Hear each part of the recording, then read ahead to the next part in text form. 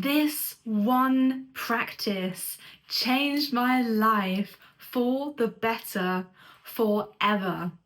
And before I go into it, I would like to ask you, have you been asking yourself, what else can I do in my life to get closer towards realizing my dreams, towards that dream life that I know is possible, and yet I feel like I'm still not quite there yet. There's something missing. If you've been asking yourself these questions, then stay tuned for my practice, which I will be sharing. So let's get into it. The practice is meditation. Meditation is one of the simplest and yet most profound and powerful practices that we may ever engage with. And before I get into why it's so powerful, I would just like to say something very, very important, and that is because some people, they believe that meditation is about having no thoughts. And while that's great, if you can achieve that, and I have also had moments where I haven't had thoughts in meditation and it's beautiful, that's not why we engage with meditation. That's not why meditation is powerful. That's not the right way of doing it. There is no right or wrong way of doing it, and we'll get more into that in a bit. So why is meditation so powerful? Meditation is incredibly powerful because it centers us, because it brings us closer to our truth. It brings us to our highest timeline.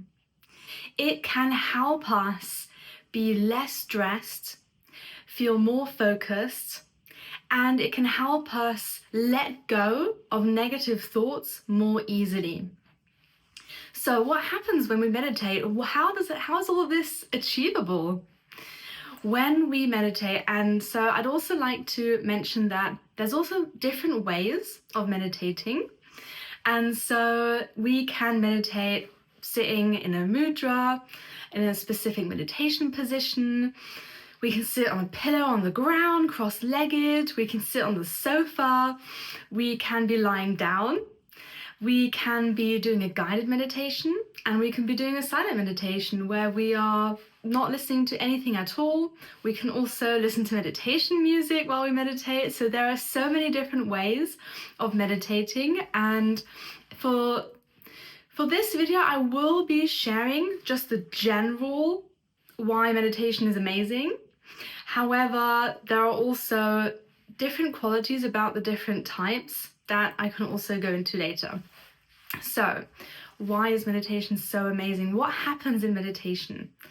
When we are calming down our body, when we are sitting in stillness, when we are doing this, we are telling our body to do something very specific, which it may not be used to. So we are already breaking out of a cycle that may already be happening within our lives. And every time we break out of a cycle, we are creating a possibility for a whole new reality. So with that being said, that's one aspect. Then when we meditate and, for example, focus on our breath or focus on somebody's voice, we are focusing on one specific thing.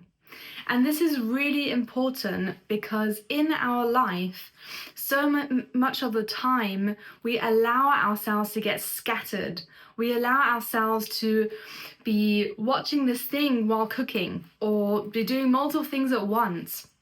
And what that does, that scatters our energy, and it means that we can't actually fully bring things into our reality in the best way, because there's some energy still going on and focusing on this thing, some energy is still right over here. So it's actually really difficult to be able to fully do what we want to be doing in our lives in the best way if our energy is scattered like that, if we can't focus our energy on one thing at a time. So meditation helps us with focusing and helps train us to focus on one thing. And when we are focusing on one thing, there is a real magic that happens because we create this stillness inside of ourselves, and our mental chatter becomes calmer. And it doesn't mean that it completely goes away. However, even the calmness of having our mind relaxed and slowing down, that creates so much magic, because that creates space for our intuition to come forward, for that more subtle voice within us to come forward with ideas, with even words, like real words or sentences of what are we meant to be doing right now, what's the best for us right now, or even just a feeling. So having this mental calmness allows our intuition to come forward, allows our spirit to be felt, to be experienced.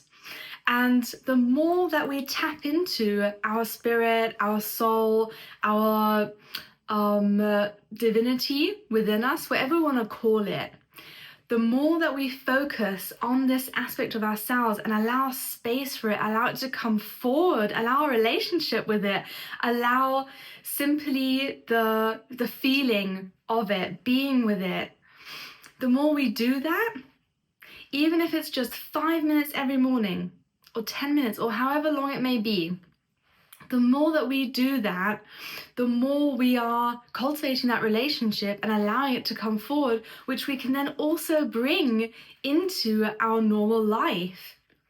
Every time we practice something, we are practicing that capacity, that capability, which helps us also experience it more and more in whatever else we're doing. So there's also that. Then what's also really, really beautiful is that when we sit in silence, in meditation, and we focus, for example, on our breath, and we have thoughts coming up, what we get to practice is noticing the thought and letting it go. And this is so powerful. This in itself is so incredibly powerful, because what we are doing is we are practicing awareness of, oh, what's going on? Oh, I'm thinking a thought. Oh, okay, what's that thought about? I'm going to let it go and come back to stillness. And this is so powerful because when we are doing our thing in our normal life and we're not meditating for the rest of the time, and we're thinking thoughts and sometimes we then get caught in spirals, and these spirals can like very quickly escalate into fear, into the worst case scenario, like, oh, what if that happens? Or they can really quickly spiral into something that then makes us feel bad within ourselves, because our thoughts can create feelings within us. And when it gets to that stage, then we're fully wrapped up in the story of that. We are fully wrapped up in the story of this potential fear that may or may not happen in the future, and we're feeling the fear, and it's like, oh no, what if it has? And then we're just fully stuck already in that story, and then it's much harder to get out of it. It's much harder to kind of pivot from that. However, when we have a regular meditation practice and we practice letting go of thoughts more quickly, before they kind of turn into something or spiral or whatever it may be, then we can practice that when we're doing the dishes and we're worrying about something. We can practice, actually, I don't have to continue this thought right now. It's fine. I can let it go. And then we can catch ourselves earlier before that thought might turn into this huge fear and create feelings of stress within our body, which also messes with our nervous system. Because when we feel anxiety and stress and fear, we feel that within our body and our nervous system responds. And that's when all the chemicals kick in, the adrenaline or whatever it may be. And from that point, that's when we are then giving ourselves a signal that we're not safe. There is danger. There is real danger there. The tiger's gonna come and eat me. But it's not like that, because we're just doing the dishes. We're just thinking about things that are creating these feelings within us. So it's so, so, so important that we practice these ways of letting go of our thoughts before they spiral into something where even our nervous system is responding, and then we're already in this fight or flight for no reason at all. For no reason, because we are safe doing the dishes at home. So when it comes to how to practice meditation, I already mentioned a few things, and I'd also really like to add that it doesn't have to be a certain length. Whatever works, works. So some people might say the best time to meditate is just after you wake up. And I would agree with that. But if that's not a good time, for you in the day, if your time of the day is just before bed, in bed, something like that, that's great too. The most important thing is to just be doing it. It doesn't matter when, where, how, just doing it as much as possible initially. So for me, I had this beautiful practice come to me intuitively in 2020, and I didn't really know much about it, and I just felt called to it. I was like, I don't know why or what meditation's about, but I'm gonna start meditating. I'm gonna do it, and I'll tell you why it was so powerful. So I started practicing every day. I think I did like 10-15 minutes every morning. I did a silent meditation just on my own. And already very much in the beginning, I already had interesting things happening. So I initially started with an eye open type of meditation where you soften your gaze and you look at the floor. And I was seeing like colors and shapes, and I was perceiving maybe like energy turning around my head and things. I was like, oh God, what's going on? I had no idea what was going on because I had no language for anything around spirituality or anything like that. I had no idea what was going on. I was just like, yeah, I have to meditate and this, and then I did it, and then these kind of cool things were happening. I was like, oh, okay. And then this is the beauty of meditation. Meditation brings us onto our highest path because we are connecting with our higher selves, with source, with the infiniteness of consciousness, or whatever we want to call it. Because we are connecting with that during meditation, we then get insights within our meditation or just afterwards or throughout the day. We're asking questions. We're like, oh, what about this? And so for me, I had the question after a meditation one time. I was like, I feel thirsty. Why do I feel thirsty after meditation? I wonder what that's about. So I Googled, why do I feel thirsty after meditation? And it brought me onto this woman's blog who was, I think she was a medium or something like this. And she was talking about spiritual concepts. And I was reading, I was like, oh, that's really interesting. And then she was talking about Abraham Hicks. And then eventually, I hadn't been using YouTube up until that point. I went onto YouTube and then I found Abraham Hicks, it popped up onto my feed very synchronistically, as it does. So Abraham Hicks popped onto my feed and it was incredible. I learned so much. And so it went on and on and on. And I practiced meditation every single day, apart from maybe like 10 times, for 2 years. Every day, straight after waking up, I would go and do my 10 minutes of silent meditation, and that was the best thing I could have ever done for myself, because before that, I was feeling fine in my life, but I wasn't doing a job that I loved. I didn't have a great job situation. I wasn't feeling that loving within myself. I wasn't depressed or anxious anymore, which was awesome because I did have 11 years of that. So I was doing okay.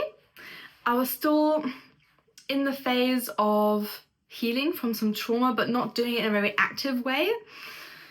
So I wasn't in a bad place. Everything was okay, but I was still fully locked in to the matrix, if we want to call it that, or to the societal conditioning, or to what other people are expecting of me. things like that. So I wasn't doing badly, but I wasn't on my path, on the path that is the best for me, that lights me up, that makes me feel full of joy and passion and love. Like, wow, I am on this path. How amazing is this right now? This is just the best thing, which is what I'm experiencing now, thanks to meditation and also other things. It's not just meditation, but meditation is the thing that helped get me onto that path, that helped me see.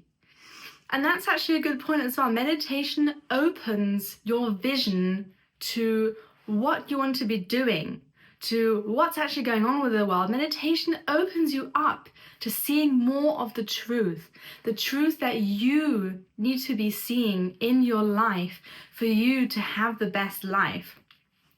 And it just simply connects you on a deeper level to your intuition, to what you're meant to be doing. And also synchronicities start happening.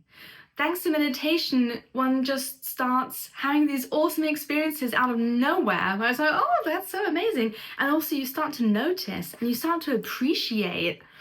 And additionally to meditating every day, I did also write a list of appreciation. I think every day, not for, I don't know how long it was for. I think it might have been a year, not for the 2 years. And it was a full page. So I would really recommend doing that as well if that feels right to you. Because when we tap into the frequency of appreciation, nothing can go wrong in life. We are just loving life and we're seeing more of the beauty. We are able to love more. We are able to see more of what's right in our life.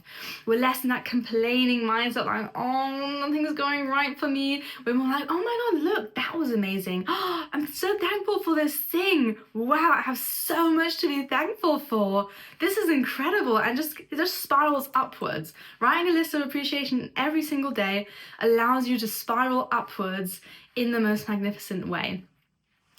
So in terms of meditation being the most awesome tool, I think one more thing I'd like to cover is, well, two more things. So one more thing is how simple it is to meditate. You just sit down and you go inwards, you focus on your breath, or if you're doing a guided meditation, you listen to the words. It is simple, yet it does take devotion. It takes commitment. It really is something where it's not, right now, it's not something that's so normal to us in society to do. And so also, if we're not used to it, if our body is used to, when you wake up, straight away going into the shower, then having breakfast and going out, then stopping and being like, right, I'm sitting down now, actually, and doing this thing, your body initially is gonna be like, what the fuck is going on? Usually we're doing this thing. Why are we now doing this? So it also takes a little time to get into that aspect, or it can do. For me, it didn't, because it was just so easy and straight away I just loved it so much.